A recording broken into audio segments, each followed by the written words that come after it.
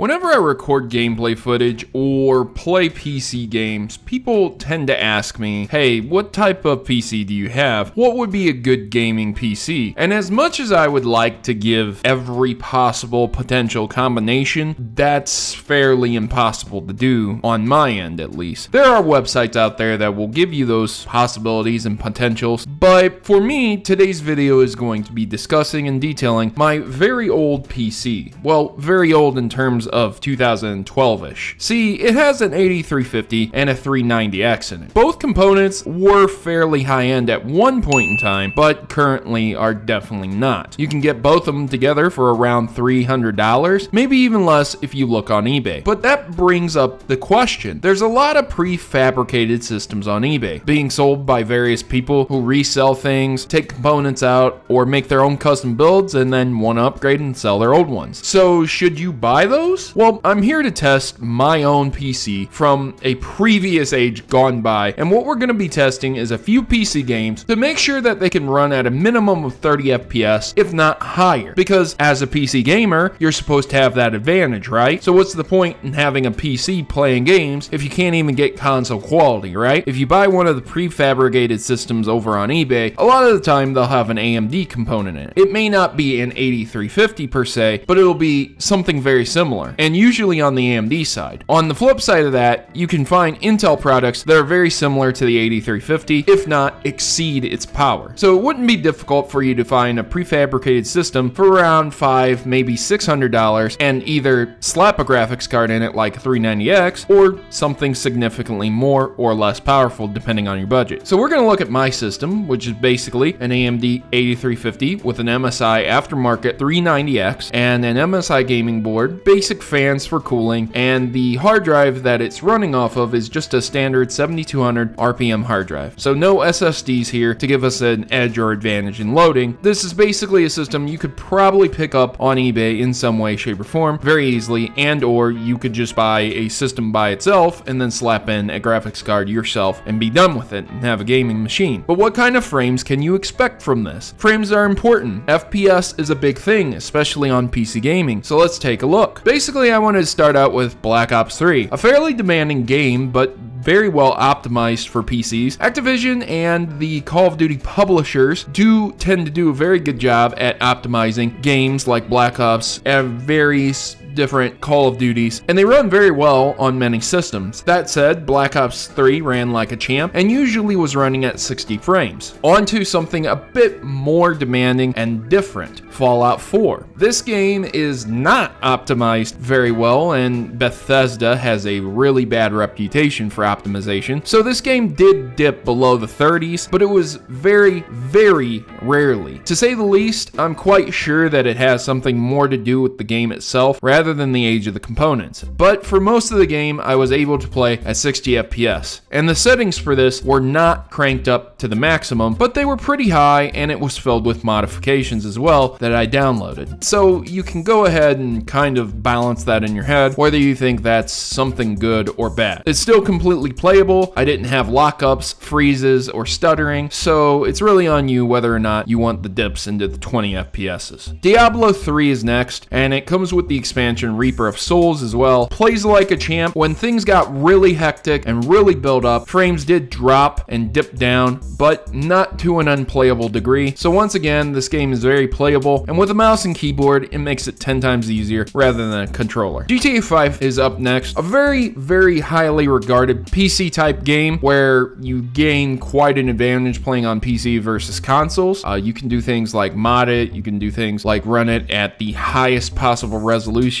and yeah, it runs very, very well on my machine. I rarely ever saw dips below 60, if not, it was much higher than 60 on average. I tried running a few other games that weren't so demanding on the GPU as much as they were demanding on the CPU, like Minecraft, and while Minecraft ran pretty good, I did see times where it would dip down and then fly right back up, and this is really based upon the age of the CPU rather than the GPU, as Minecraft is is a much more CPU intensive game, meaning that if you're really wanting to just play Minecraft, you should probably get a more updated CPU rather than cheaping out with an AMD 8350 or any type of older AMD architecture. And that goes for Intel architecture too. You just want a newer CPU for this game. Running other games like indie titles such as Mr. President ran perfectly fine. Undertale, again, not exactly a demanding game, but 60 FPS is maintained. And I did try to run the more beautiful games like Star Wars Battlefront, and it ran like a champ. Highly optimized for my PC performance. It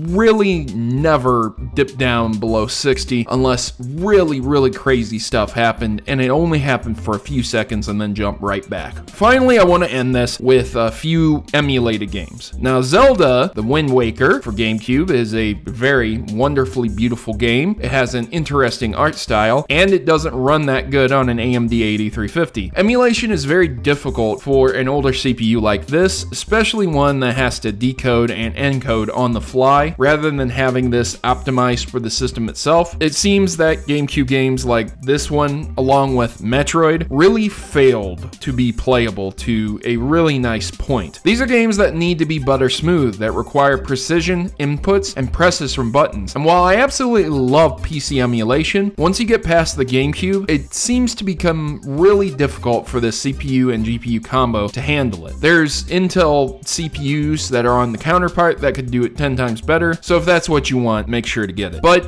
any other games like Super Mario Kart, Mario itself, and Mega Man, and any games before the GameCube console era, they run pretty good and are easily ran on this machine. So if that's what you're after, yeah, spending a couple $100s will definitely get you that. So overall, would it be worth your money to go and buy a prefabricated system and slap in a massive graphics card like this 390X that has 8 gigabytes of RAM on it? That's not the same thing as PC RAM, mind you, but it's still quite a lot. Well, yes and no. For example, if you're going to be playing games that are extremely filled with mods, you're going to need a lot of that extra RAM that comes with the graphics card. But if you're going to be playing some titles that are more CPU intensive, or emulation titles like games that come past the GameCube, it might be difficult for your CPU to keep up and continue with those type of games. It's difficult for older PCs to emulate newer consoles. Generally speaking, there's a massive gap in technology, and even though your PC can play games that might be from 2017, it still might struggle to play games that were originally released around 2002, 2003. And I know how insane that sounds, but it really is the truth. So if you're really after certain things, you need to make sure to check what type of CPU, GPU combo you need to play those specific games. But as for generalistic PC gaming, yeah, an AMD 8350 and a 390X combo paired together with basic computer components will do the job just fine. Just be sure to match them up with a motherboard that will actually use them properly and a power supply that can power them. Depending on your needs, you might want SSDs for your hard drives, or you might just want a big data bank for your massive Steam library. That said, I hope this helps you guys understand that PC gaming is easily accessed. You could probably buy a $100 to $200